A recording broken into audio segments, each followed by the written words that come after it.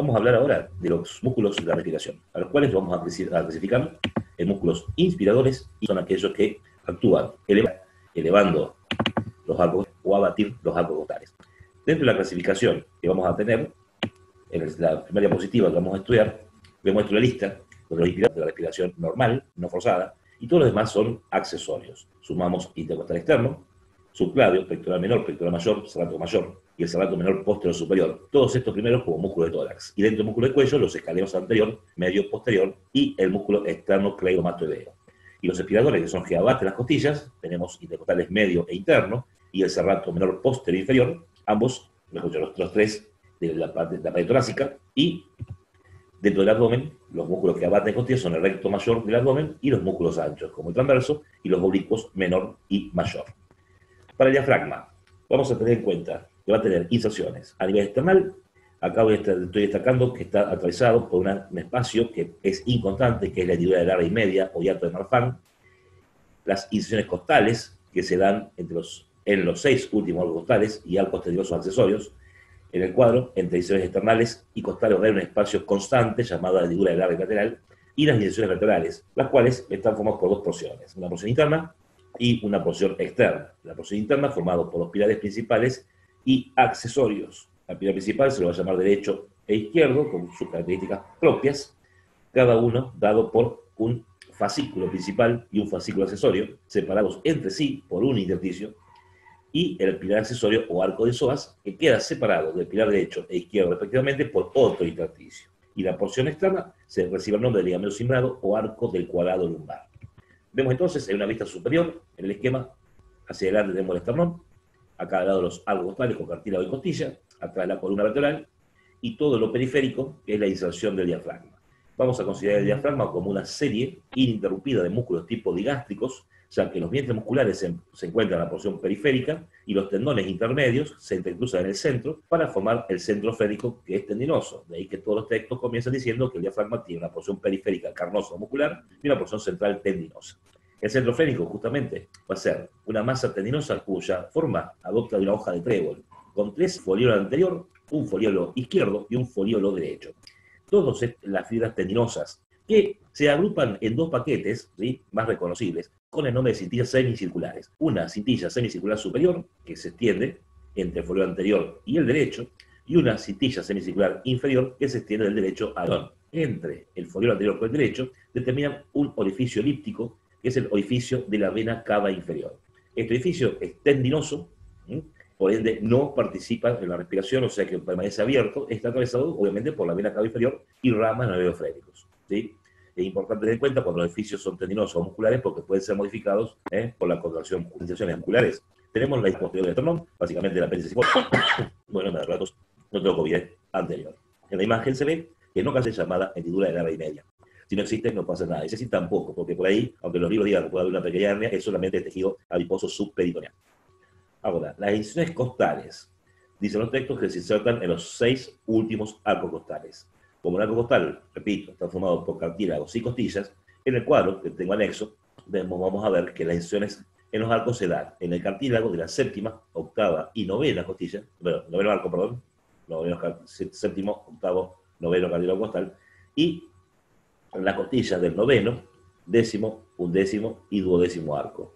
O sea, realmente, cuando uno dice que se inserta en los arcos costales, en realidad el único arco costal que recibe inserción completa es el noveno, porque es cartílago séptima, octava, todo el arco costal noveno y solamente las costillas décima, undécima y duodécima. Ahora, la parte más compleja va a ser la inserción vertebral, con las porciones que hemos destacado. Había una porción interna con los pilares principales y accesorios bajo de psoas y una porción externa llamada ligamento cimbrado. Este último es muy simple porque el ligamento cimbrado es un arco tendinoso que se extiende entre la apófisis costiforme de la primera lumbar y el extremo distal de la duodécima costilla. De este arco salen fibras musculares que se van a unir luego a las musculares restantes a nivel de la inserción costal. Después, dentro de la porción interna, el arco accesorio se llama arco de psoas. El arco de psoas es un arco tendinoso que pasa delante del músculo psoas, que si usted recuerda se insertaba en el cuerpo de las vértebras lumbares, y une el cuerpo desde el borde superior de este arco, también parte de fibras musculares que se confunden con las demás.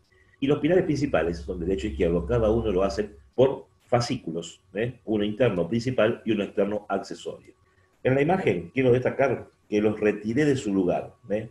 El pilar derecho, que está en rojo acá, ¿sí? Es una doble lámina, todo este festoneado que te dice acostado esquemático, donde cada una de las láminas se inserta a lo largo de la columna lumbar a nivel de los cuerpos vertebrales de la segunda, tercera y cuarta vértebra lumbar y los discos intervertebrales que las unen, ¿sí? Entre el fascículo interno, que es el principal, y el accesorio, queda un intersticio, un espacio por el que van a pasar elementos, ¿sí? Lo destacable de este pilar derecho es que se continúa hacia arriba, adelante y un poco hacia la izquierda, y va a tener fibras musculares que forman un anillo completo, que es el orificio o hiato esofágico, por donde va a pasar el esófago y también los neumogástricos. Si observamos el pilar izquierdo, tiene la misma morfología que el derecho, aunque es más pequeño, más corto, un fascículo interno, un fascículo externo, y la inserción lo hace un poco más superior, pero menos desarrollada, ya que se va a insertar el pilar izquierdo, como ve acá en los puntos azules, ¿sí? En el cuerpo de la primera vértebra lumbar, la segunda y el disco que separa esta entre sí. Puede pasar que llegue a inclusive hasta la tercera lumbar y el disco, pero lo más habitual que es la primera, segunda y disco. Este termina uniéndose al anillo muscular que forma el orificio esofágico sin formar parte de él. Entonces, por eso esta vista superior muestra el pilar derecho formando el orificio esofágico y el izquierdo llegando hasta él. Lo que sí, lo importante es que entre ambos pilares, con el cuerpo de las vértebras lumbares hacia atrás y el orificio esofágico hacia adelante, queda otro espacio que es el conducto aórtico del diafragma, el cual está atravesado, por supuesto, por la arteria aorta, donde cambia de nombre de torácica descendente a aorta abdominal y el conducto torácico, ¿sí? Y entonces vemos que si entre los fascículos pilares había un intersticio, acá al costado, entre el arco de psoas y pilar derecho por un lado, y acá entre el arco de psoas y el pilar izquierdo por el otro, tenemos otro intersticio por el que pasan elementos. Bueno, si bien el diafragma se inserta en la base del tórax, en realidad se introduce dentro de la cavidad, elevándose, formando una cúpula, cóncava hacia abajo y convexa hacia arriba, aunque está formado obviamente por dos hemicúpulas. O sea, hay una hemicúpula derecha, que la expiración llega de frente, al ser proyectada a la altura del cuarto espacio intercostal derecho, ¿sí? Cuando ICD es cuarto espacio intercostal derecho, y a la izquierda, la hemicúpula izquierda llega hasta el quinto cartílago costal izquierdo. Esto hace que sea un poquito más descendido a la izquierda que a la derecha. Les digo, el texto dice habitualmente que en la hemicúpula derecha, que es más alta por la presencia del hígado, pero yo les digo, mejor considerar que la hemicúpula izquierda es más descendida por la presencia del corazón, que hace un peso. Aparte, no nos olvidemos que el hígado está sostenido por el diafragma, ¿sí? Y debido a la importancia que tienen ciertos orificios, hay una proyección de los tres principales que tienen que saber, ya que el orificio de la vena cava en el centro frénico se proyecta a la altura del cuerpo, de la octava vértebra torácica. El orificio o hiato esofágico lo hace a la altura de la décima vértebra torácica y el orificio superior del conducto aórtico a nivel de la duodécima vértebra torácica. Este diafragma actúa de la siguiente manera. Como dijimos que el músculo de la inspiración se logra gracias a que se genera mayor presión negativa dentro de la cavidad torácica y eso se debe al aumento de los tres diámetros torácicos, el vertical, el transversal y el anteroposterior. En todos participa el diafragma. Y se puede hablar de que hay dos tiempos, un primer tiempo de aumento de diámetro vertical y un segundo tiempo de aumento simultáneo de transversal y anteroposterior. Esto se logra de la siguiente manera. Tomando en cuenta el primer esquema, vemos que las inserciones de los músculos en la base del tórax, o sea, la inserción muscular, al contraerse, ¿sí?, hace que el centro frénico, que estaba en el centro, obviamente, se aplane por tensión de su contorno y descienda. Entonces, eso genera ya de entrada un aumento de diámetro vertical. O sea, se abate el centro frénico. Como el centro frénico es tendinoso, una vez que ya está descendido y tenso, ya no puede más descender ni tampoco estirarse, cambia el punto fijo. Entonces, las fibras musculares, a partir del borde del centro frénico, toman como punto fijo y la parte muscular se sigue contrayendo. Y esto hace que, como no puedo bajar el centro, elevo las costillas. Y si elevo las costillas no solamente se elevan por su extremo anterior, sino también por sus cuerpos. La elevación del cuerpo genera que entre ellas se separen a las derechas y a las izquierdas. Esto genera lo que es el aumento transversal del diámetro. Y el extremo anterior, al elevarse, lleva el esternón hacia arriba y adelante, y de esa manera lo que hacen es aumentar el diámetro anteroposterior.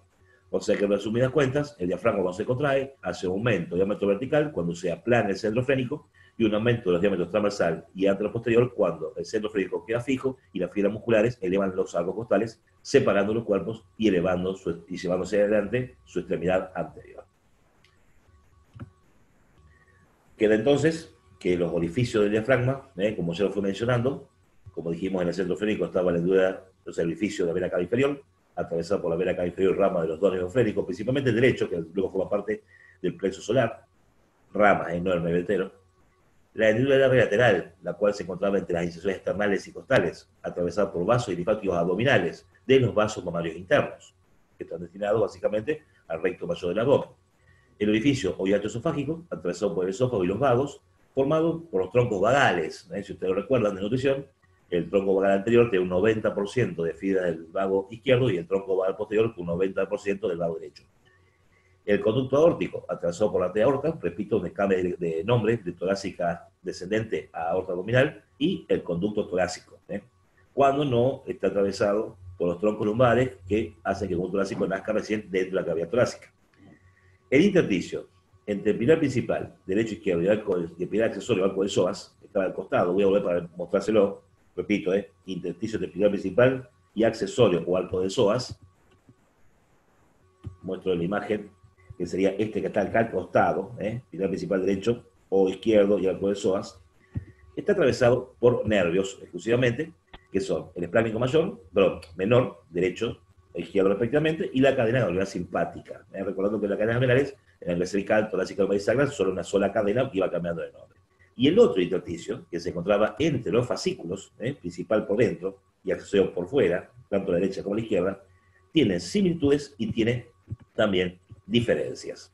Van a ver que a la derecha, entre los fascículos principal y accesorio, pasa el nervio esplácnico mayor derecho y la raíz interna de la vena ácido mayor. Pasa, por supuesto, el hemiácido inferior, considerando que la vena ácido menor en realidad está formada por dos venas hemiácidos, una superior y una inferior. La inferior tiene esta similitud con la vena ácido mayor. Y para cerrar el tema del diafragma, los vasos y nervios son los siguientes, quienes nutren por su cara superior la arteria diafragmática o frénica superior, que es una rama colateral de la mamaria interna, y la musculofrénica, que es una terminal de la mamaria interna. La mamaria interna es una rama colateral a su vez de la arteria subclavia. Y por su cara inferior está irrigado por la diafragmática o frénica inferior, y una rama colateral parietal de la arteria aorta abdominal. Por lo lado de las venas, que acompañan las arterias, no son satélites exactos, fíjense, la vena diafragmática superior y la musculofrénica, ambas drenan, si bien en la mamaria interna, las mamarias internas no drenan en la vena subclavia porque lo hacen en los troncos venosos brachiocefálicos correspondientes, derecho o izquierdo. Y en el caso de la vena diafragmática inferior, drenaba en la vena cava inferior. Los linfáticos de la cara superior van a ganglios diafragmáticos así llamados, los de la cara inferior a ganglios suprahepáticos o subdiafragmáticos también, los cuales todos drenan al conducto torácico.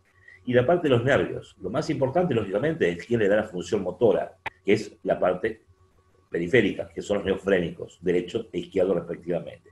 Sin embargo, también tiene el diafragma de acción sensitiva, donde el centro frénico, como ven en el cuadro, también está inervado por los nervios frénicos. Y la porción carnosa, cuidado, no confundan, tiene sensibilidad, pero proporcionada por los nervios intercostales. O sea, que por más que vean que el intercostal va a la porción carnosa, esa información es solamente sensitiva, no reemplaza la motora de los frénicos, que quede claro. Y la elevación vegetativa es simpática, con fibras simpáticas que proceden de la cadena simpática cervical, vienen junto a la parte de arterias, y los parasimpáticos vienen del plexo diafragmático, del plexo solar, con fibras de los nervios vagos, principalmente del vago derecho. Bien, siguiendo con los músculos del tórax, tenemos después el paquete de músculos intercostales.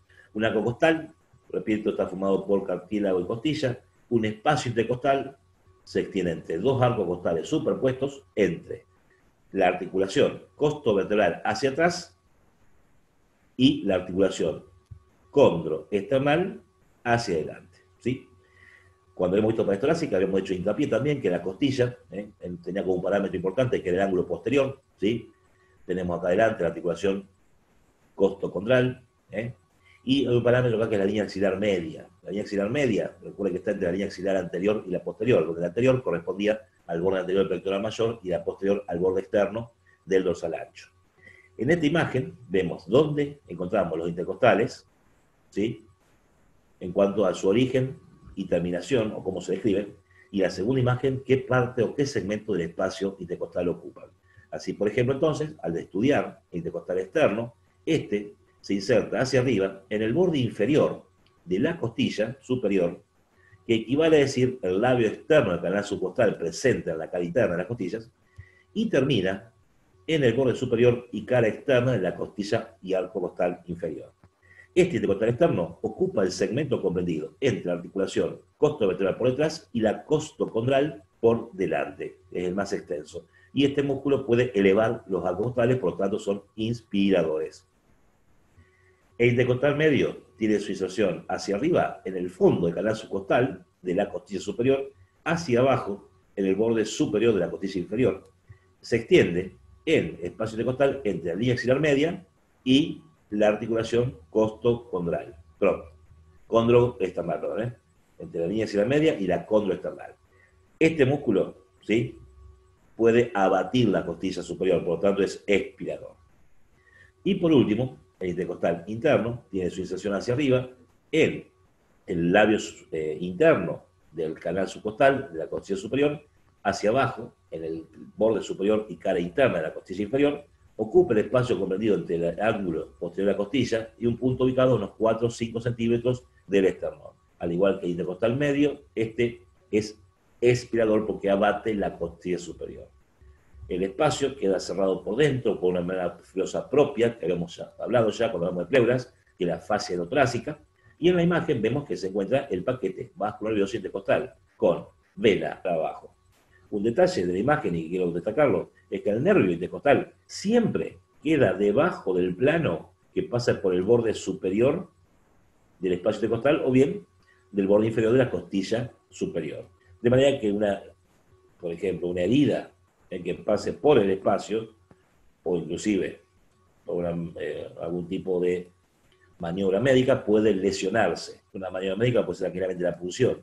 De ahí entonces que yo les puse acá también en el esquema, si hay que realizar una punción, ¿dónde se elige para punzar? Y esa punción se hace sobre el borde de la costilla inferior, o bien sobre el borde inferior del espacio intercostal. De esa manera evitamos lesionar el nervio. El paquete vascular nervioso, además de tener esa disposición, tiene las relaciones con los planos. De atrás hacia adelante, como ven acá en línea de puntos, el paquete vascular nervioso al principio se encuentra entre la fascia endotorácica y el intercostal externo. Luego, entre el externo y el interno. Luego, entre el interno y el medio. Y por último, entre el medio y la fascia. Para que se dé una idea, donde dice el corte, donde aparecen todos los elementos, sería en esta porción anterolateral, ¿ven? Entre la línea axilar media y la costocondral. Ahí aparecen todos los elementos. Las punciones, por ejemplo, para extraer líquidos, líquido pleural, o colocar un tubo que vaya sacando el aire, por ejemplo, en un neumotórax, siempre se utilizan esta parte posterolateral, ya que acá no está dibujado, pero está lleno de músculos posteriores del tronco, así que es imposible o mucho más dificultoso. Bien, y ya que mencionamos el espacio intercostal, veremos de dónde vienen o dónde van los distintos elementos que lo constituyen. Les digo, las arterias intercostales son de dos grandes orígenes. Las 8 o 9 últimas son ramas colaterales parietales de la arteria aorta torácica ascendente. Las 3 o 2 primeras son colaterales de la intercostal superior de la mamaria interna. Como las más numerosas son las de la aorta, tomo estas como referencia. Si bien están acá al lado, dibujé solamente las derechas. ¿Ven? Una arteria intercostal. Cuando llega al espacio intercostal, luego del recorrido de la cara anterior de la columna, se divide en dos ramas. Una que es la intercostal propiamente dicha, la cual es la que recorre el conducto propio, la que recorre el espacio entre la vena y el nervio. Esta intercostal propiamente dicha va nutriendo, por supuesto, a los músculos intercostales, deja ramos perforantes laterales para los músculos y piel de la pared anterolateral, y en el extremo anterior se anastomosa con una arteria llamada intercostal anterior, que es colateral de la mamaria interna.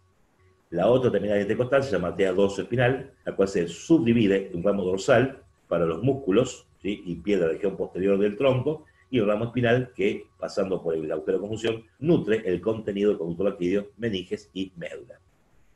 Las venas intercostales, que son satélites, a la derecha van a drenar en la vena ácido mayor, a la izquierda en la vena ácido menor. Aunque luego la ácido menor va a terminar desembocando en la ácido mayor, o sea, podemos decir que las venas intercostales van al sistema ácidos y la ácido mayor lo lleva luego a la vena cava superior. Los linfáticos, hay vasos en todo el espacio, en la parte posterior hay 2 o 3 ganglios que recogen la linfa de las paredes, también de las pleuras. van a ir todos, independientemente de si sea derecho o izquierdo, al conducto torácico y los nervios intercostales. Es una pregunta que siempre les hago, de dónde salen, y me dicen cualquier cosa, nadie se acuerda del concepto. La médula, cuando originaba a cada lado los nervios raquídeos torácicos, apenas salen, como cualquier nervio raquídeo, se dividen en dos ramas, una posterior y una anterior. Mientras que la posterior queda en músculos posteriores y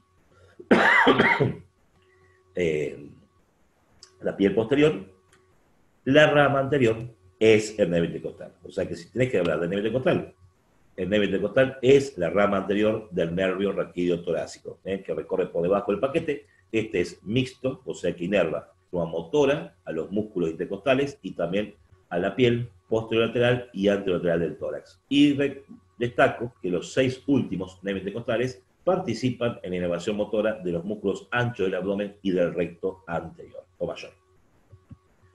Bien, y dentro de los músculos del tórax, que también participan en la inspiración pero forzada, también estos músculos que voy a describir ahora están dentro de músculos del hombro, tenemos, por un lado, el músculo subclavio, muy simple.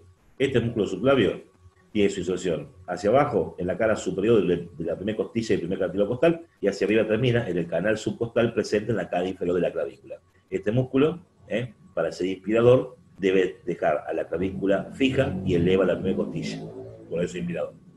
En el mismo plano, tengo el pectoral menor, que se inserta hacia arriba, en el borde interno de la apófisis coracoides, y hacia abajo, en la cara anterior de las costillas tercera, cuarta y quinta. Este músculo, con punto fijo en las coracoides, eleva las costillas y es inspirador. Y lo cubre el pectoral mayor, el cual tiene inserciones en el borde anterior de la clavícula, en los cartílagos costales del primero al sexto, va a decir el texto además que deja una aponeurosis que llega hasta el esternón, y terminan las fibras musculares en el llamado labio externo de la correa bicipital del húmero. Este músculo es el menos inspirador de todos, porque habría que dejar firme o fijo al húmero. Y para que pueda elevar las costillas, el húmero debería estar fijado arriba, como por ejemplo agarrado a una barra. Esto se puede explicar, mejor dicho, en los sanatorios, hospitales, donde las camas tienen por arriba una especie de soporte con un triángulo, donde vos te podés agarrar. Se ve también en las salas de obstetricia, pero en las personas que necesitan el músculo por una insuficiencia respiratoria importante, tienen que tomarse de ese triángulo, y ahí sí, fijar el húmero y actuar con el pectoral mayor también para elevar costillas. Pero de todos los inspiradores, el que menos participa en la respiración forzada. Y le sigue, por último, esta meta en el hombro, que es la vista lateral de la clavícula. Ese es el serrato mayor. El serrato mayor se inserta en la cara externa de las 10 primeras costillas y luego de enrollarse sobre el tórax va al borde interno del omóplato. Este músculo, sobre todo por sus filas inferiores, que son oblicuas, es inspirador porque eleva las costillas. Pero se utiliza más como músculo que mueva el omóplato. Dentro del músculo del cuello, del tórax, en el grupo posterior, tenemos los serratos menores y posteriores. Estos, la vez pasada yo les aclaré que estaban dentro de los planos, el plano profundo, el plano de los serratos menores y posteriores, y luego tenemos el plano del romboides y el superficial. De todos los músculos posteriores del tórax, los únicos que participan en la respiración son los serratos menores y posteriores. Así, por ejemplo, el serrato menor, posterior y superior nace en la apófisis espinosa, la séptima cervical y las 3 primeras vértebras torácicas, termina hacia abajo y hacia afuera, por fuera del ángulo posterior de la costilla, en las 4 primeras costillas. Por la disposición de fibras, al contrario, es inspirador, eleva las costillas. Y el serrato menor, posterior e inferior, nace en las apófisis espinosas, las 2 últimas torácicas y 2 o 3 primeras lumbares. Ténganlo en cuenta para el ser humano y su medio a este músculo, que puede llegar hasta la segunda o tercera lumbar, aunque parezca una pavada. Esta inserción se continúa con esto. Las fibras musculares se dirigen hacia arriba y hacia afuera, hacia la cara externa, por fuera del ángulo posterior de la costilla, las 4 últimas costillas. Este músculo abate las costillas, por lo tanto es expirador. O sea, así es lo que se llaman, muy similares, el superior inspira, el inferior expira. Y están inervados estos por las ramas posteriores del nervio raquídeo torácico. Olvidé mencionarles que todos estos músculos que mencioné, pectoral mayor, menor, subclavio y serrato mayor, aunque ya lo deberían saber, están inervados por colaterales del plexo braquial. Y Y dentro del cuello tengo los músculos escalenos. Primer esquema, muestra desde arriba, es muy simple, una vértebra cervical con sus apófisis transversas, ¿sí? Que tiene su agujero, y vemos que en la cara anterior, entre los tubérculos que tienen las apófisis transversas y la cara posterior, tengo las inserciones de los escalenos, anterior, medio y posterior. Observen con detalle ahí, el anterior dice 36, el medio dice 27, el posterior dice 46. Esto es una mnemotecnia que significa que el anterior se inserta en la cara anterior de las apófisis transversas de la tercera, cuarta, quinta y sexta cervical. O sea, tercera a sexta significa el 36. El medio se inserta en la parte media de las apófisis transversas de la segunda a la séptima, o sea, segunda, tercera, cuarta, quinta, sexta y séptima. Y el posterior, que es el más cortito, nace en la cara posterior de las apófisis transversas de la cuarta, quinta y sexta. Ahí, el 46 de cuarta a sexta. Esto que es una vista lateral, como que me ven de costado a la derecha, es para ver dónde terminan estos músculos. En la cara anterior, entonces, que nace la apófisis transversa de la tercera y la sexta, abajo termina en la cara superior de la primera costilla, en una eminencia llamada tubérculo de Lisfranc. El medio, que nace en la parte media de la vértebra, de la apófisis transversa, perdón, de la segunda a la séptima, termina hacia abajo en la cara superior de la primera costilla, detrás del canal de la arteria subclavia. Y el posterior, que nace en la cara posterior de la apófisis transversa de la cuarta, quinta y sexta, termina hacia abajo en el borde superior y cara externa de la segunda costilla. ¿Sí? Estos músculos, ¿sí?, por la función que presentan, es que actúan con punto fijo en la columna, elevan las dos primeras costillas y son inspiradores. Que de otra manera solamente participan en movimiento de flexión del cuello o lateralidad según sean bi o unilaterales. Ciertos detalles de los escalenos. Primero, entre el escaleno anterior y el medio, y formándole una base por la primera costilla, tengo el triángulo de los escalenos. Por acá pasa la arteria subclavia y por encima detrás de esta las ramas del plexo braquial, son los troncos primarios del plexo braquial. La vena subclavia queda excluida porque queda delante del escalón anterior por encima de la primera costilla. Esto lo aclaro por si alguno le pregunta reacciones vasculares de los escalenos. No lo dibujé, pero también por el borde anterior del escaleno va a descender luego el nervio frénico. Destaco esto, y se lo notan, porque si bien el plexo braquial, ¿sí?, está pasando entre los escalenos, no los inerva. A los músculos escalenos lo inervan ramas colaterales motoras del plexo cervical. El cervical es el que también da origen al nervio frénico. Y terminamos con los músculos del cuello, con el esternocleidomastoideo. Este músculo, esternocleidomastoideo, es un músculo que tiene 4 inserciones, 2 superiores en la cara externa de la apófisis mastoidea temporal y otra en la línea curva occipital superior del occipital. Esta imagen está con la cabeza así, porque de frente el occipital no se podía ver. Y 2 inserciones inferiores, que son en la cara anterior del manubrio esternal y en la cara superior de la extremidad interna de la clavícula. Debido a que hay 2 inserciones superiores y 2 inferiores, es posible reconocer en este músculo 4 haces diferentes, combinando las inferiores con las superiores. Por eso hay unas con cabeza, ¿no es cierto?, como también se llama, externo-mastoideo, y un as externo-occipital, aunque juntos se pueden encontrar como as externo-mastoideo-occipital, y un as cleido-mastoideo y un as cleido-occipital. Estas no se unen nunca.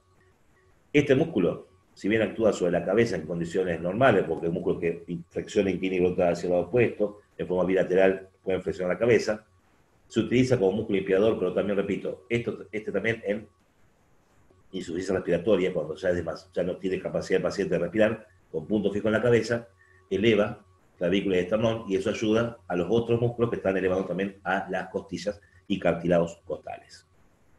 El músculo esternocleidomastoideo tiene inervación motora dada por el nervio espinal, el par craneal número 11.